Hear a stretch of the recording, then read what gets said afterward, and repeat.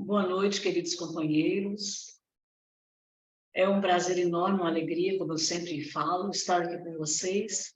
Lembrando que hoje é o nosso último estudo do trimestre, porque no próximo dia 8 nós entraremos em recesso. Então, nós vamos concluir o estudo. Nós estamos estudando Mateus, o Evangelho segundo Mateus. E estamos estudando o capítulo 12, versículo 35, onde Jesus comenta e Mateus deixa registrado lá o seguinte: o homem bom extrai boas coisas do seu bom tesouro, e o homem mau extrai coisas más do seu mau tesouro. Nós estamos acompanhando o estudo do nosso companheiro Luiz Elias da Silva, lá de Uberaba. Assistimos o vídeo que ele normalmente posta e grava toda semana, e é justamente sobre esse capítulo 12, versículo 35 do Evangelho de Mateus. Nós vamos, então, já começamos a assistir, vamos continuar e concluímos hoje, porque, como nós dissemos e repetimos, a partir do dia 8 não estaremos mais estudando, só retornaremos ao estudo no dia 5 de agosto de 2023. Inclusive, apenas como informação, no dia 8, temos um evento que marca o início do nosso recesso, que é a festa julina na Casa Espírita. Então, vamos lá fazer o nosso compartilhamento de tela para assistirmos o vídeo do nosso companheiro Luiz Elias.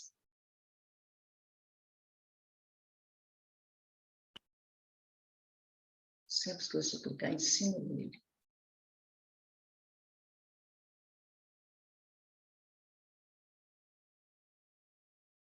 Onde que eu pelo já fui sempre esqueço. Oi? Você pode minimizar, minimiza elas. Vai lá aí. Você compartilhou já, né? Eu esqueci de clicar em cima do Não, vídeo. você pode. Ah, você não clicou em cima do vídeo, não? Não. Então aperta ali no vermelho e compartilha de novo. Aí, agora clica aí. Está tudo clicado menos. É isso. Então, ele colocou aqui, nós já colocamos os minutinhos que ele já tinha começado, onde ele coloca justamente o que nós acabamos de falar. O homem bom extrai boas coisas do seu bom tesouro, e o homem mau extrai coisas más do seu mau tesouro. Mateus capítulo 12, versículo 35. E ele coloca sempre algumas palavras ou temas que ele normalmente destaca para apreciar, para fazer reflexões específicas. Então, ali ele colocou em destaque a palavra extrai. Extrai de boas coisas e extrai o homem mau de coisas más. Mas ele parou um pouquinho mais à frente, eu só parei aqui para a gente rever o versículo, mas ele parou um pouquinho mais à frente aqui, 36 minutos.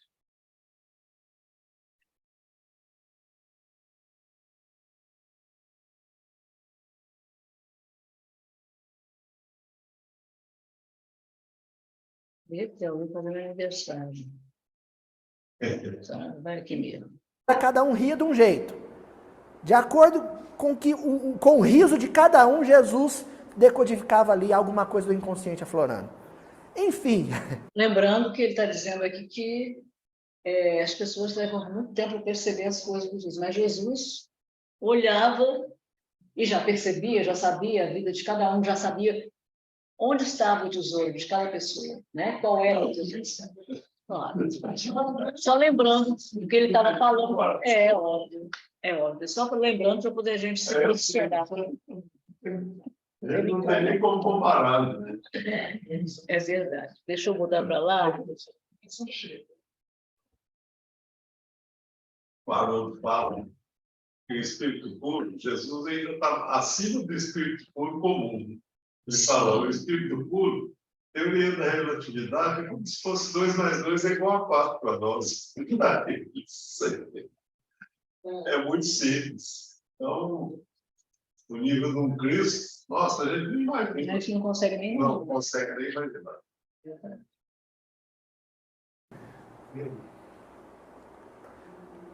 As mentes andavam nuas perante nosso Senhor Jesus Cristo. Absolutamente nuas. Jesus enxerga. Eu estou falando numa perspectiva histórica, né? Bíblica, histórica.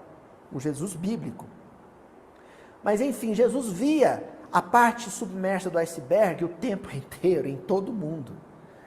Quando a gente pega um discurso desse para estudar, um versículo desse para estudar, isso aqui é versículo, gente, é porque a gente corre muito. Ele estava falando que a mente humana é como um iceberg. Você só tem acesso a gente a parte de cima, porque toda a parte muito maior do iceberg que fica submersa, nós não temos acesso. De vez em quando, Às vezes a gente precisando, ou em algum momento de susto, de medo, de raiva, como ou de necessidade. É justamente essa parte do inconsciente. Por isso que a gente tem que orar e vigiar o tempo todo. Porque a gente, nosso íntimo, expõe coisas que a gente, às vezes, inesperadamente fala. Depois depois a gente vamos cair em cima. Mas isso aí, o que a gente não pode é ficar se culpando. Porque a gente vai errar muitas outras vezes. A gente tem que, cada vez que errar, meu Deus, eu tenho que fazer força. Tem que ter disciplina para poder dominar aquilo que está. Eu ia lembrar aqui, acho que é no livro da Amélia Rodrigues que ela conta do acesso da Maria de Magdala, quando ela vai visitar Jesus pela primeira vez, não tem nada aqui. Acho que é a Amélia Rodrigues que conta. Quando Maria de Magdala vai visitar Jesus, a primeira vez que o barqueiro leva ela lá, atravessa o lago de Genezaré, Jesus estava na casa de Pedro. Aí o barqueiro empurra a porta, Jesus estava de costa para ela. Aí ele vira e fala assim, Maria. Eu já sabia que ela estava vindo. Né? Jesus fala, Maria, ela fala, nossa, como o senhor sabe meu nome? Ele fala, eu conheço todas as minhas ovelhas. Maravilhosa essa história. Gente, não precisa ir muito longe. Chico Xavier já fazia isso? Isso. Ele vira, ele estava de costas, ele vira e fala, Maria, seja bem-vindo.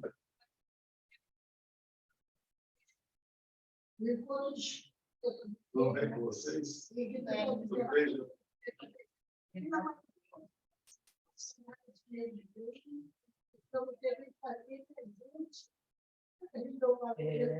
Porque eu estou dizendo foi Zaqueu, né?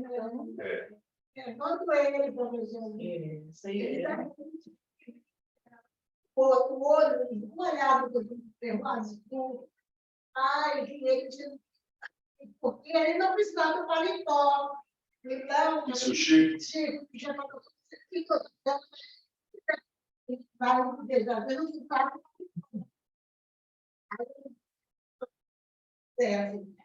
Mas eu tenho que levar um paletó, eu estou acostumado que através desse paletó, eu consolei muitos corações e cheguei muitas lágrimas, que o pessoal ia lá e levantava a mensagem para contar. Eu nunca tive uma maneira de responder. Eu não estou dizendo para você põe isso na paletó. E eu estava contando aqui, eu estava emocionada. Ok, obrigada. Oi, boa noite. Você é? Érica. Érica, seja bem-vinda. Obrigada. Então, gente, vamos continuar aqui. Então, é a ponta do iceberg. Jesus havia tudo. Só dando um panorama para ela. Nós estamos, inclusive, a gente grava o estudo, tá? A gente normalmente... a gente está estudando Mateus, capítulo 12, versículo 35, onde Jesus diz: o homem bom extrai boas coisas do seu bom tesouro, e o homem mau extrai más coisas do seu mau tesouro. Outras traduções dizem: o homem bom extrai boas coisas do bom tesouro do seu coração, e o homem mau extrai mais coisas do mau tesouro do seu coração. Então, esse vídeo que nós estamos vendo, a gente costuma acompanhar sempre esse rapaz, que ele é estudioso, pesquisador, ele é escritor, ele é compositor, ele é um monte de coisa. E ele mora lá em Uberaba, e ele faz esse estudo há uns 10 anos. A gente vai assistindo o vídeo e vai comentando, interrompendo quando quer fazer algum comentário, porque o estudo dele é muito minucioso, muito profundo. E nos traz reflexões muito interessantes. E a gente tem ali, além das pessoas que estão aqui presencialmente, nós temos o nosso companheiro Francisco, que está assistindo pelo Zoom. Às vezes tem mais pessoas, mas nós estamos próximos de entrar em recesso, aí as pessoas vão já entrando, né? Porque além do presente, nós estamos transmitindo online para quem tem, igual o Chico, que está com problema com gripe e tudo, ele está em casa. Aí ele acompanha o estudo na casa dele.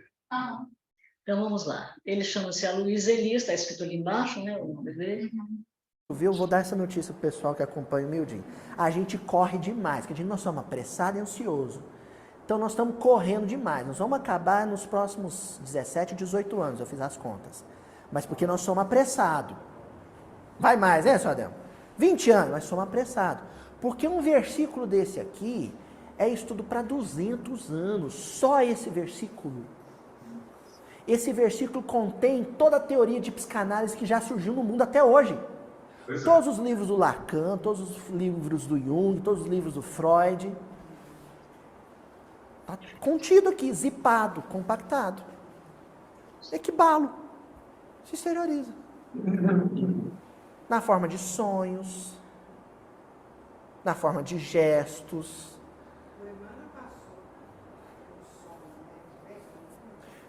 Nossa, no há 2000, o há 2000 anos, gente. Aquele romance, que lá não é passatempo, não, pelo amor de Deus, gente. Não lê romance do Emmanuel como quem lê fotonovela, não, né?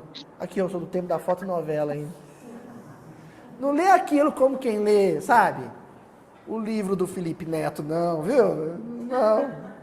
Não é entretenimento. O primeiro, é claro que a Aninha não lê, ela está lendo Paulisteu, minha filha. Isso aí é outro nível. Mas o primeiro capítulo do Há 2000 anos é Emmanuel tendo um sonho, ele sonhando que ele foi o avô dele.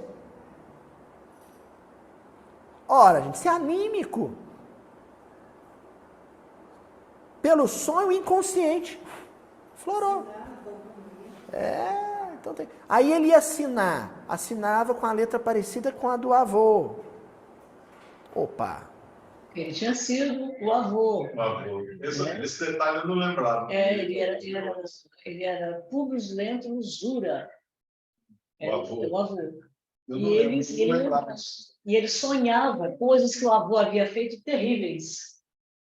Mas ele não sabia que era assim, né? O Emmanuel comenta, né, sobre ele próprio, que era a vida dele, mas na figura de Públio Lentulus, que era o personagem do livro, ele não tinha noção do que era ele próprio fazendo aquelas coisas que depois ele vai resgatar, né? Ele ainda fez outras, né? Aí é muito interessante. O inconsciente dizendo alguma coisa ali. Isso é muito sério. Sabe aonde eu queria chegar? E agora nós vamos passear um pouquinho pelas outras linhas psicológicas.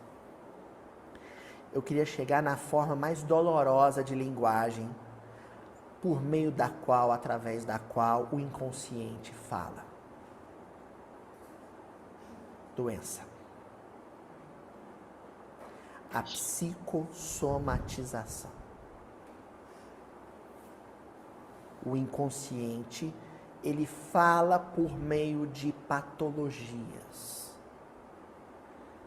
Que o microscópio, que o aparelho de ressonância, que a Cristiane Zanqueta vão poder dar um laudo. Aliás, Cris, eu descobri que o meu laudo de hérnia de disco em 2017, você que assinou, viu? A Cris descobriu minha hérnia de disco, viu, gente? Oficialmente. Então, isso tudo é o que vai estar no laudo do radiologista. Mas tem a patologia, a enfermidade que não vai aparecer no aparelho de tomografia, não vai aparecer no aparelho de raio-x. E que está sendo dito ali.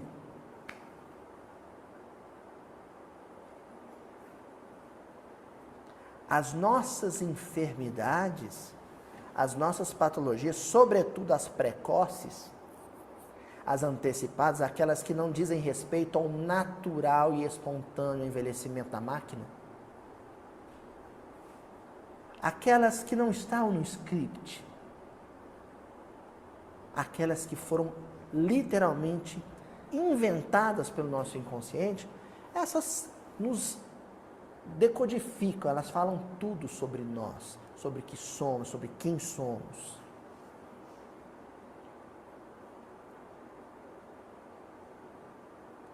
Aí, quando eu fui procurar para fazer a psicoterapia, eu fui procurar no meu plano de saúde, né? Eu falei, como é que é o processo para fazer a psicoterapia pelo plano de saúde, né? Aí a atendente falou assim para mim, não, o senhor tem que ter um laudo, um encaminhamento de um médico especialista, né? Eu falei, tipo o meu ortopedista me encaminhando para fisioterapia? Ela falou, sim. Né? Aí o senhor ortopedista dá um laudo, não é assim? Você vai no fisioterapeuta, o plano aprova, você fazer lá tantas sessões. No meu plano médico é assim. Eu falei, é desse jeito? Ela falou assim, é. Eu falei, então no caso, eu teria que ir num médico psiquiatra, ele fazer uma avaliação e me dar um encaminhamento? Ela, sim. Eu falei, mas e se for o meu ortopedista me encaminhar para uma psicóloga? Aí a moça ficou assim, falou, eu acho que pode, mas acho que a perícia vai querer analisar o caso. E aí que eu percebi uma limitação da lógica médica no mundo. Foi aí que eu percebi que tem muito ortopedista que não enxerga o inconsciente falando num problema de coluna. Tem muito oncologista que não percebe o inconsciente falando num tumor. Tem muito pneumologista que não enxerga a tristeza sendo dita numa asma.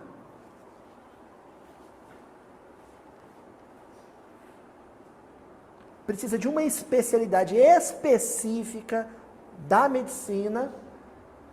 É regra. Graças a Deus, não. Muitos ortopedistas, muitos pneumologistas, acredito, né? Muitos oncologistas, muitos oftalmologistas, só para gastar, muitos otorrinolaringologistas, que já conseguem perceber que para além da sintomática física ali, existe uma linguagem de expressão, de equibalo, de exteriorização do inconsciente em andamento, que precisa ser decodificada para a linguagem verbal, para o vernáculo,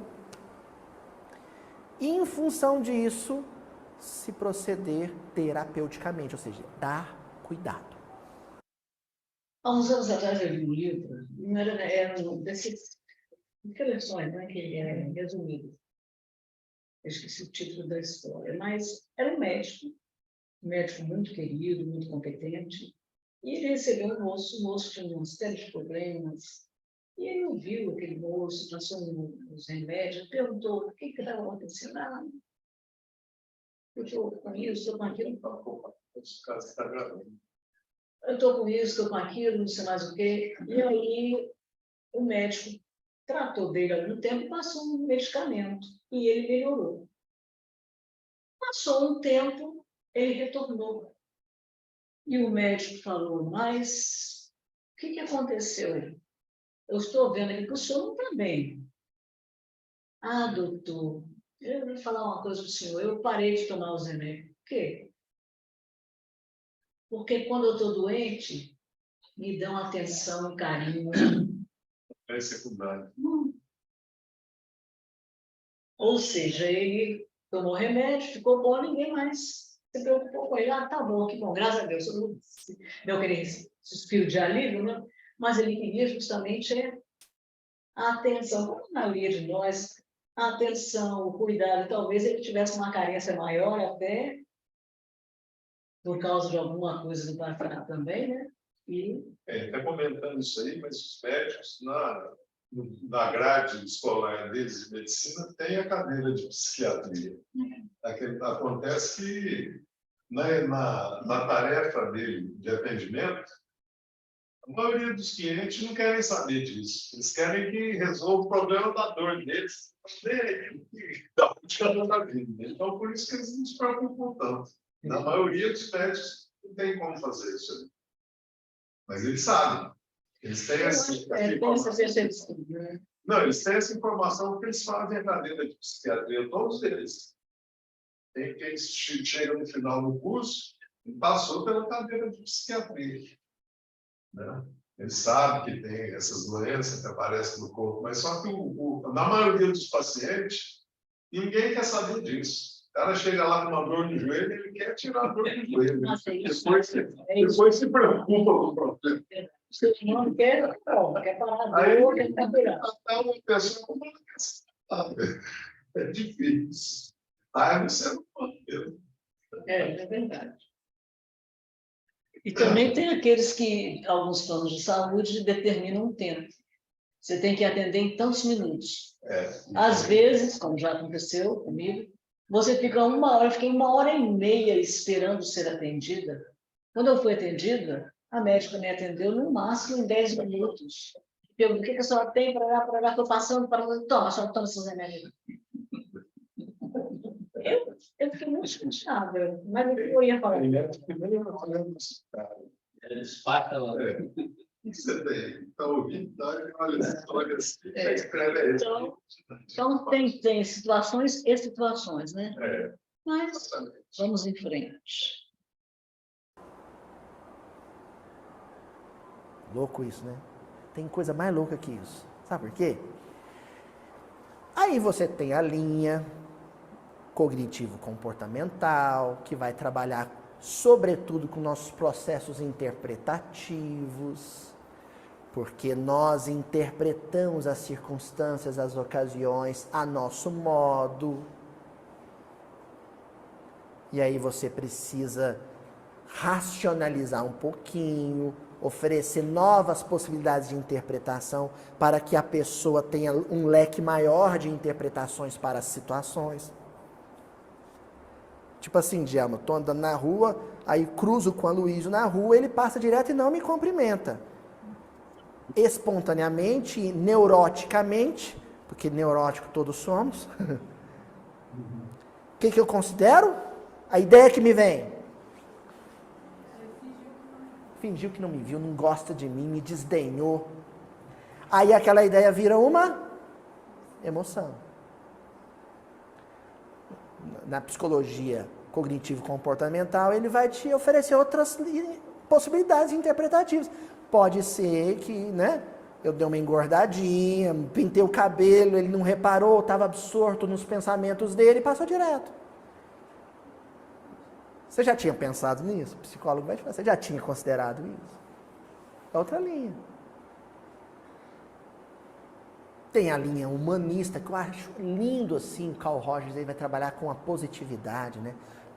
Porque a psicanálise ela tem um probleminha, que ela enfatiza muito o trauma, né?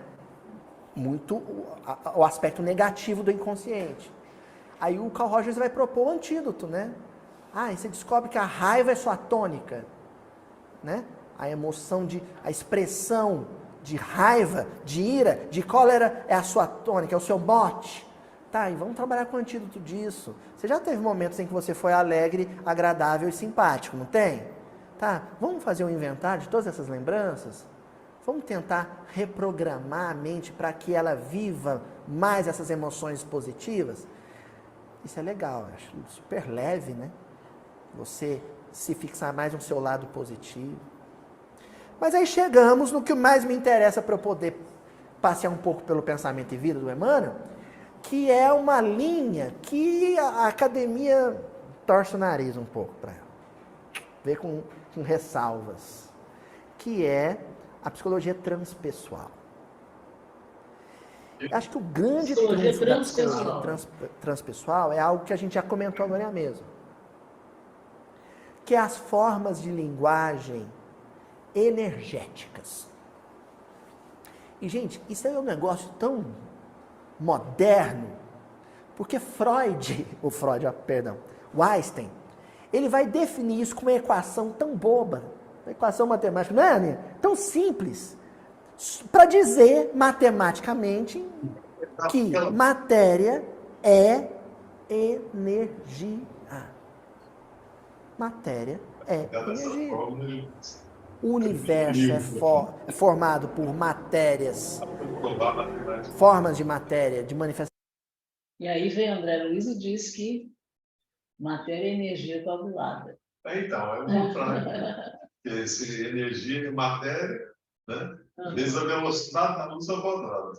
E a matéria é igual a energia dividida pela velocidade da luz ao quadrado. Ou seja, se diminui a velocidade dela, ela se transforma em matéria. É matemática. É matemática, com certeza. E muitas coisas ainda que estão sendo descobertas e serão, né? Obviamente. Manifestações da matéria sólidas, tangíveis, mas também expressões energéticas da matéria. Existe uma matéria não matéria, uma matéria que é energia e que é absolutamente sensível ao pensamento e à emoção. Os processos de psicossomatização praticamente não são compreensíveis se não passarem por essa forma de entendimento. Porque o que acontece basicamente é a seguinte dinâmica. Agora nós vamos fazer um bem bolado juntando todas as linhas. Basicamente, eu estou andando pela rua, cruzo pela Djalma, a Djalma não me cumprimenta. Na hora que ela não me cumprimenta, eu tenho uma ideia, ela fingiu que não me viu. Essa ideia vira uma emoção de menos-valia, eu fico triste. Na hora que eu fico triste, a minha estrutura psicoespiritual, o meu perispírito vibra numa determinada frequência, numa frequência específica. Na hora que ele vibra naquela frequência específica de 45,79 MHz, na hora que ele vibrou naquela frequência específica, ele estabeleceu comunicação com o meu inconsciente e o meu inconsciente foi buscar uma emoção exatamente nessa frequência que eu vivi no século passado. Também com a Djalma. E aí o inconsciente vai dialogar com o inconsciente na forma de linguagem energética. O inconsciente vai dizer para o consciente, olha, a emoção é essa e vibra nessa frequência, porém minha estrutura perispiritual vibrando nessa frequência se desarmoniza, se desajusta. Os meus fulcros de energia, os meus centros de irradiação energética começam a vibrar numa frequência que é negativa, que é nociva, que promove a disfunção energética. Vai vindo. E se você vai repetindo, porque aí aquilo repercute, impacta na célula do corpo. E dependendo especificamente do centro de energia que entrou em disfunção, é um determinado conjunto de órgãos que vão ser afetados. E aí você fica nesse processo de recapitulação. E com o tempo você vai machucando o perispírito. E, consequentemente, inevitavelmente, vai machucando o quê? O corpo, aquele órgão específico. E não sai daquilo. Isso pode chegar a um ponto que você antecipa o retorno ao mundo espiritual.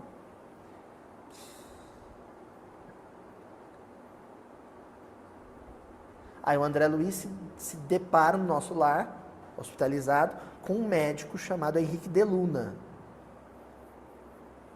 O Henrique de Luna fala, tô vendo aqui que você teve desencarnou aí de forma voluntária, né? André Luiz, que? Suicídio? Eu? Não. E aí o Henrique de Luna dá uma aula, o André Luiz era médico, hein? Médico, quer dizer, o Henrique de Luna dá uma aula para ele sobre o fígado. Não, mas você lesionou seu fígado. O André Luiz fica meio assim, porque ele teve sífilis, né? Ficou meio assim. Aí o Henrique falou, não, mas não é por causa só do que você está imaginando, não. Aí ele fala, a cólera, a raiva, o nervo, a ira. É um conjunto de emoções que desorganiza, desestrutura o arranjo, o mecanismo energético que governa o corpo. Lembrando que quando ele foi para as trevas, para o umbral, ele ficava ouvindo, né, os espíritos inferiores gritar, suicida, suicida, isso não entendia. Matou por causa disso, porque ele se... Tanta vida, exatamente, de tanto viver uma vida de desarmonias, de ódio, de raiva, bebia, fumava, tinha também problemas fora do lar, isso aí acabou. Foi no foco onde o problema dele, onde ele tinha no organismo a parte mais suscetível, mais fraca, suscetível de ter uma doença. Interessante. É isso aí que ele está falando, o ódio, a inveja, tudo que é contrário à virtude, é pior do que o vício do álcool e pior do que o vício do fumo. Massacra mais o organismo do que o vício da matéria. É como se fosse um veneno, é um veneno pior do que a matéria, pior do que o álcool, do que o fumo. Às vezes a gente pensa ao contrário.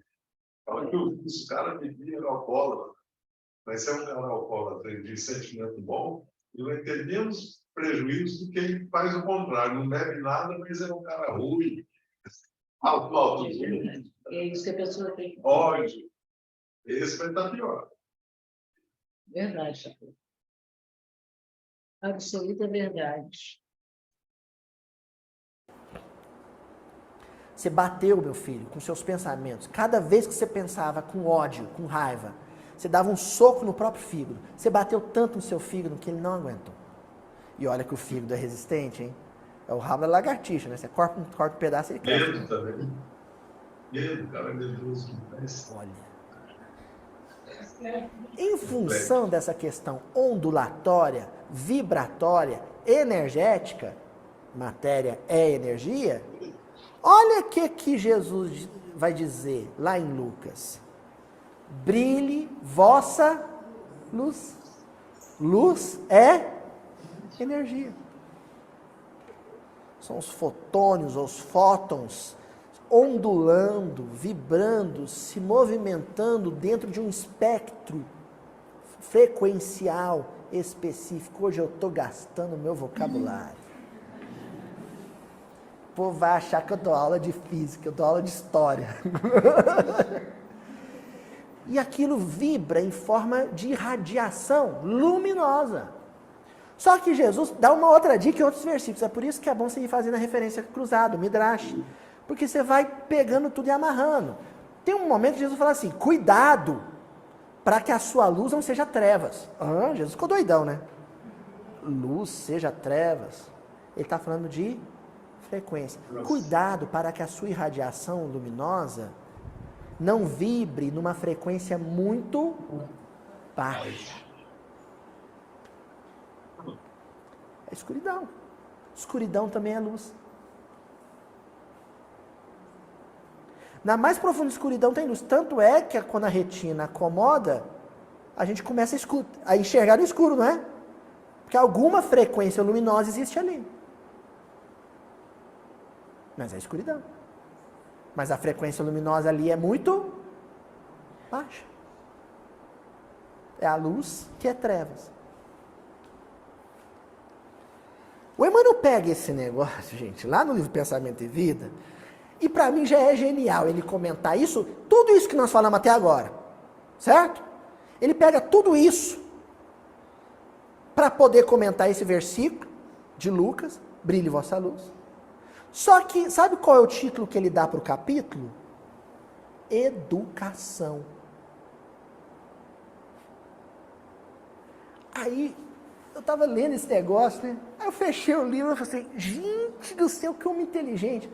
Porque a essência, a base, a experiência cultural mais forte de Emmanuel foi a experiência latina foram as experiências que ele teve em Roma. Fica claro quando ele, Nestório, judeu, vai parar para Roma e conhece tudo da história de Roma, um apaixonado por Roma. A cultura dele é latina. E em latim, ducere, vem o italiano duce, líder, aquele que conduz, né? Ducere quer dizer conduzir. Ex quer dizer pôr para fora. Ex ducere quer dizer colocar, conduzir, liderar um processo de exteriorização. Ex ducere é a expressão raiz de educere, que quer dizer educar, educação. Por isso que se diz que a educação é de dentro para fora, não é de fora para dentro.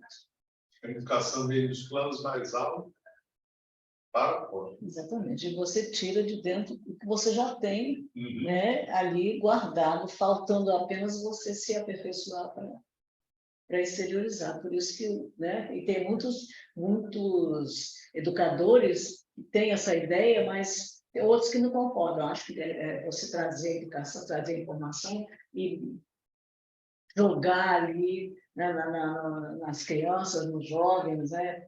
Não é. Não. Você tem que fazer com que eles percebam, eles tirem de dentro deles as suas potencialidades adormecidas. Eu não entendo nada de educação, mas o melhor é aquilo que você faz o aluno raciocinar. Isso. Por isso que o Paulo Freire, a Missora, Exatamente. os espíritos, né? Jesus foi um professor do poder. Não, Jesus Falava, mostrava e depois ia explicando. É a educação ideal. Você parte do concreto para o abstrato. Então, ele aprende melhor. O aluno aprende mais, ele começa a observar, Dentro do que ele conhece. começa a construir. Dentro do que ele conhece. Dentro da realidade Dele. vai fazer a realidade fora. Por isso que ele fala para Nicodemos, quando eu te falo das coisas da terra, você não entende, como é que eu vou falar das coisas do céu? Se Nicodemos não estava entendendo a terra, ele não queria falar da parte do céu. É isso aí, gente. Eu estou analisando a Luísa. Nossa, ela é muito inteligente. Era o quê? Ele é muito inteligente. Ele não sei Ele tem uma. Ele passava de aula, estamos dando aula de história. Ele é professor de história, professor. Eu fico bebendo ele. Ele é muito pesquisador e ele tem aquela equipe dele também que ajuda, né? Exatamente. Além de E fora que ele também é amigo do Haroldo, né? Amigo do Saulo, amigo da madre lá. A irmã, A Ilha Pinheiro, né? tem agora um pastor, um padre também, que é amigo do Haroldo. Nos vídeos que ele tem feito, o padre está acompanhando. Aí ele sempre fala no nome do padre, já se encontrou com ele pessoalmente. Isso é maravilhoso. Para Emmanuel, na concepção emanuelina, educação não é isso que se pratica a pedagogia convencional nas escolas. Aquilo ele chama de instrução. E ele prova isso quando, no Pensamento e Vida, ele dá um capítulo para isso. É outro papo. Tem um capítulo no Pensamento e Vida que se chama instrução. Aquisição de conhecimento, cálculo lógico-matemático, isso tudo é instrução. Educação, Emmanuel chama de educação outra coisa. É o ex do querer. É o colocar para fora. Mas de uma maneira ordenada, saudável, equilibrada, harmoniosa. E aí o Emmanuel vai falar que o duque, o líder que promove essa exoneração de uma maneira razoável, não é o psiquiatra, não é o psicólogo, não é o sacerdote. Sabe quem é o líder que vai promover esse processo de salvo-condução das emoções, que vai ajudar essas emoções se exonerarem, se exteriorizarem de uma maneira inócua, neutra, não nociva? A vontade. É a base de tudo. Essa De hábitos verdade. adquiridos. O que vai acontecer, Euridice, nessa definição kardeciana? À medida que você, uma primeira vez, consegue exteriorizar as suas aflições e angústias de uma maneira ordeira, civilizada, saudável para o corpo, uma vez, você recapitula aquilo 2, 3, 4, 10 vezes, você fixa um programa de exoneração salutar. Você se educou. Ex ducere. Luiz, mas como é que esse negócio tá? É a vontade que promove isso? Sim. Tem pessoas que passam 30 anos num psicanalista e não conseguem receber alta. Existem religiosos, sacerdotes, oradores espíritas, nós, que passamos 10, 20, 30, 50 anos ainda padecendo com nossas neuroses. Tendo passado pela mão de terapeuta, tendo passado pela mão de religiosos, não conseguimos.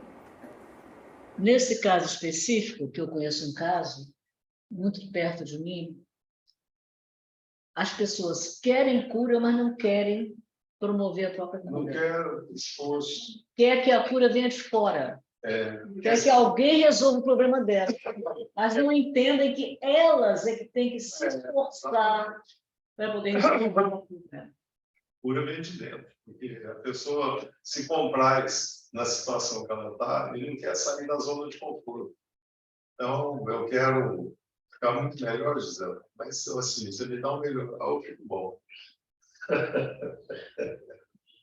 Eu não quero ter que acordar cedo, eu não quero ter que trabalhar, eu não quero ter disciplina, horário para comer, horário para me vestir, horário para tomar banho. Tem que ter disciplina, tem que ter vontade, disciplina e trabalho. E a disciplina para você se melhorar e tirar um hábito e aceitar. A primeira coisa, mas a vontade. Você tem que entender o seu problema, aceitar. O primeiro passo é a gente aceitar. Se você não aceitar, entender,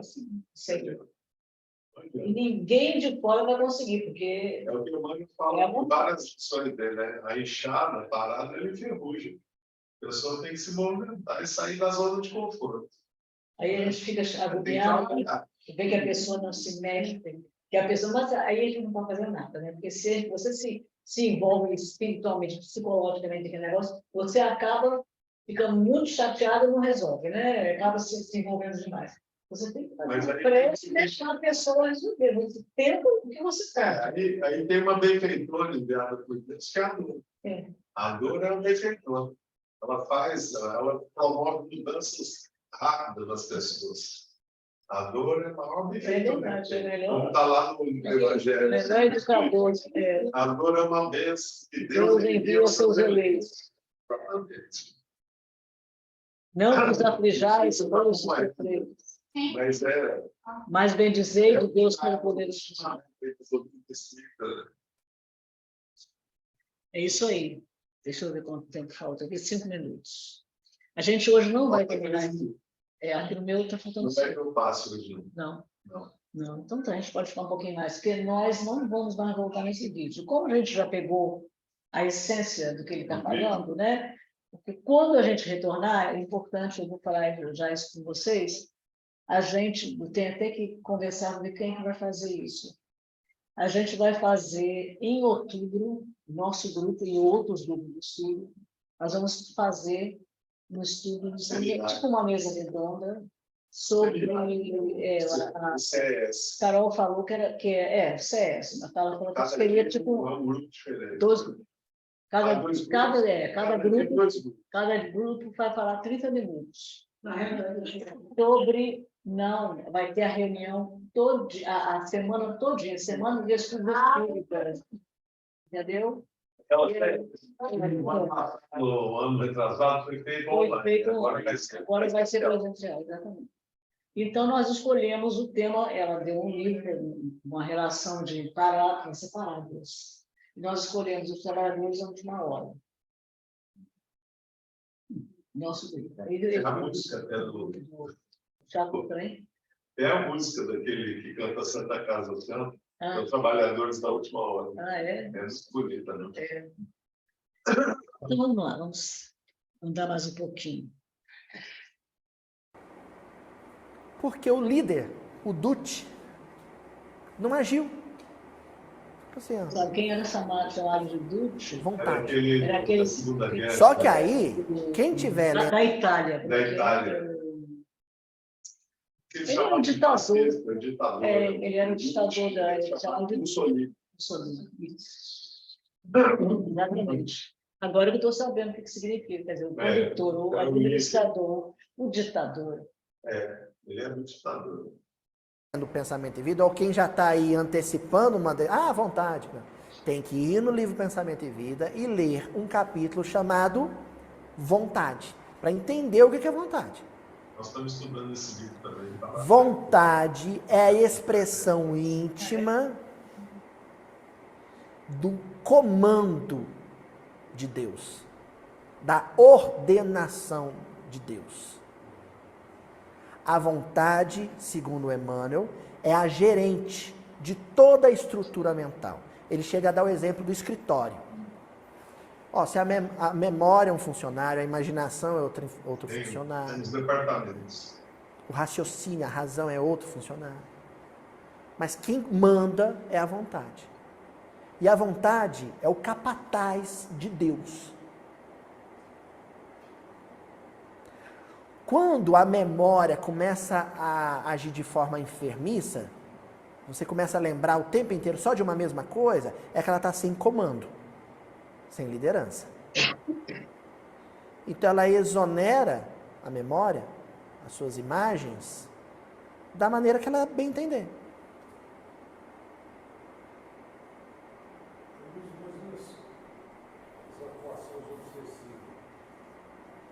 O que acontece na atuação obsessiva, a gente tem que mudar a visão.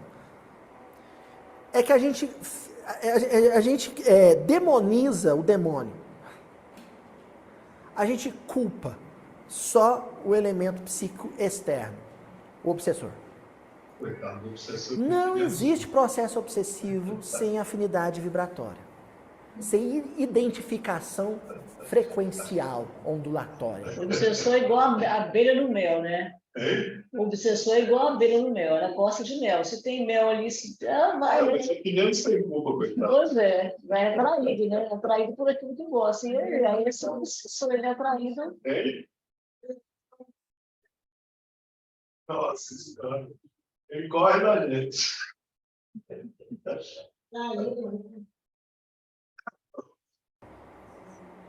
Quando um desencarnado se acopla mentalmente na estrutura mental de um encarnado, isso só acontece porque esse encarnado estava vibrando numa frequência específica, ou de tristeza, ou de raiva, ou de luxúria. Tem até filme. O senhor entendeu? Daquele Amigos da Então, Vida, já viu?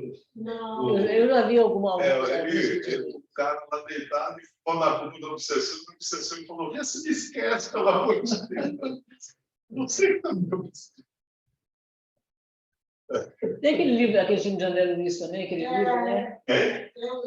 A Vida Continua, né? Onde a mãe da Evelina, né? Ela se deixa obsidiar por um homem que ela gostava, que não era o marido dela, de quem ela não se dava bem. E eles querem tirar ele dali, e ela assim, não, ele fica comigo, eu quero que ele fique comigo. Era uma simbiose, eles se alimentavam um do outro, e eles não queriam se separar. Desobsessão, gente, não é pegar alguém e levar na marra numa mesa, numa reunião mediúnica e ficar uma noite inteira falando na cabeça do espírito, não. Num consultório de psicoterapia, você promove um processo desobsessivo. Se você ajustar, dar funcionalidade, equilíbrio, eixo para a mente do encarnado, naturalmente ele passa a vibrar num patamar mais alto, numa frequência mais alta. Ele sai do espectro do obsessor, do malfeitor desencarnado. Gente, vocês lembram no nosso lar aquela fila de pessoas que eram levadas para conversar com o Clarencio? Aquilo era uma sala de espera de um consultório de psicoterapia. O psicoterapeuta era o ministro. O André Luiz menciona também a irmã Veneranda, que ela tinha uma... Né, mas isso ele narra no nosso lar, acho que é no Brisa de Vida Eterna. Um lugar lá com relva, né, um banco vegetal. Ele escreve, é uma sala de aula diferente, assim, com paisagismo. Então, as pessoas iam lá para conversar com a Veneranda. Lembra disso, Euridice? Sentava no banco para conversar com a Veneranda. O que ela ajudava as pessoas ali era a formas inócuas, salutares, de exteriorização dos seus traumas, dos seus recalques, das suas angústias, das suas aflições, das suas fobias.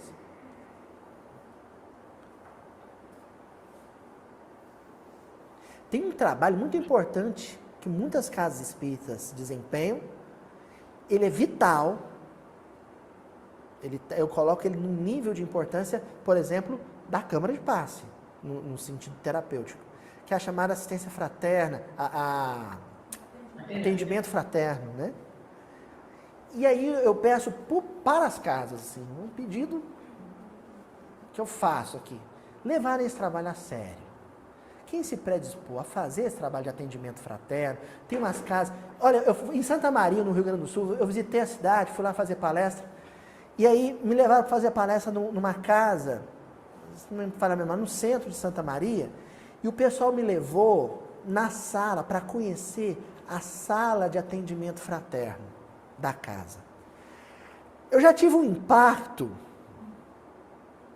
sabe, Elaine? Quando eu fui chegando, eles foram me apresentando a casa toda, né, antes de eu fazer a palestra. Aqui é a sala de evangelização, aqui é isso, aqui é a costurinha.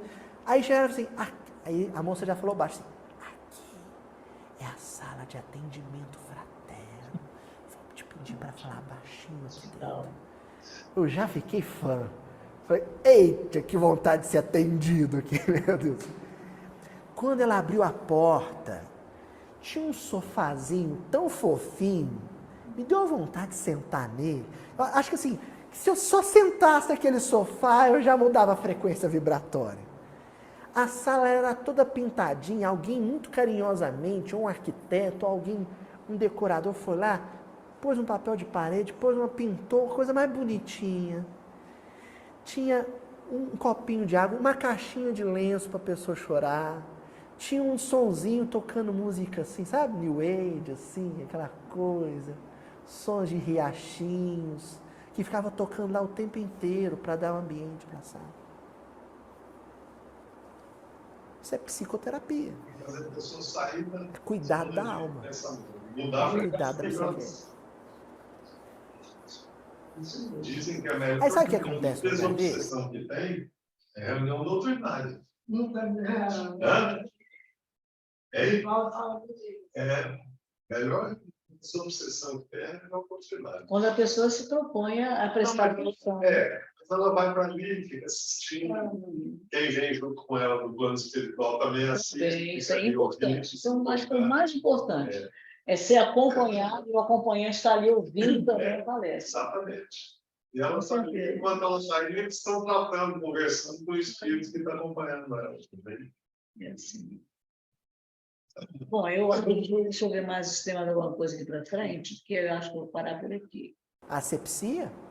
A enfermeira vai meter lá um álcool, um antisséptico, vai esfregar, vai lavar com água, com sabão.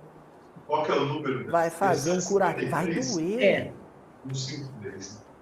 Estamos sendo atravessados por irradiações Você pode ondulatórias mandar, emanadas e tá no recebidas grupo, pelos o nossos pessoal aparelhos assistir o restante, quem perdeu celular. assistir, né? É interessante, interessante. Espelho da vida. A mente Aqui. é o espelho da vida em qualquer A lugar. mente humana é um espelho de luz, emitindo raios e assimilando-os. Repetimos, ele fala, repetimos. Ele está falando isso. Ele fala isso o livro inteiro. A mente é o espelho da vida. Esperando. Hoje eu fui um pouquinho além do horário, para valer a viagem do pessoal que veio de Rondônia. Né? Toda parte é encarnado ou E aí nós voltamos desencarnado. no versículo, que agora vocês vão ver, puxa vida, esse Jesus aí é muito inteligente. É psicologia profunda da alma. O homem bom, o homem saudável, extrai, exonera boas coisas, aquilo que há de positivo no psiquismo, do seu bom tesouro, da porção salutar do seu psiquismo. O homem mau, o homem mentalmente enfermo, somos quase todos nós, todos temos algum tipo de neurose, uma parte de nós tem algum tipo de psicose e uma parte menor ainda, lamentavelmente, tem algum gênero de psicopatia. Mas neurose, gente, é que nem gripe. Não tem um ser vivo que não tem aqui na Terra algum nível, grau de neurose. É o homem mau. Extrai coisas más, o tempo inteiro a gente está exteriorizando, na forma de algum tipo de linguagem, do seu mau tesouro, da porção perturbada, patológica do seu psiquismo. É isso aí. Jesus não está dando receita de bolo, ele não está dando dica, ele não está fazendo nada. Sabe, a única coisa que Jesus está fazendo nesse versículo é constatação. Ele só está dizendo como é. É assim. Cada um que Processos de exteriorização, equibalo. O nosso mundo íntimo, o nosso mundo psíquico e, sobretudo, a porção inconsciente dele se exterioriza o tempo todo através de formas de linguagem verbais, gestuais, faciais, energéticas.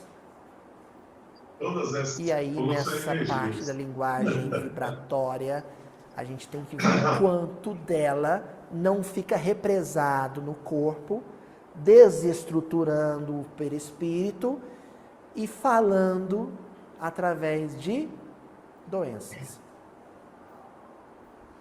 É isso aí, gente. A doença realmente é a exteriorização das nossas desarmonias internas, né?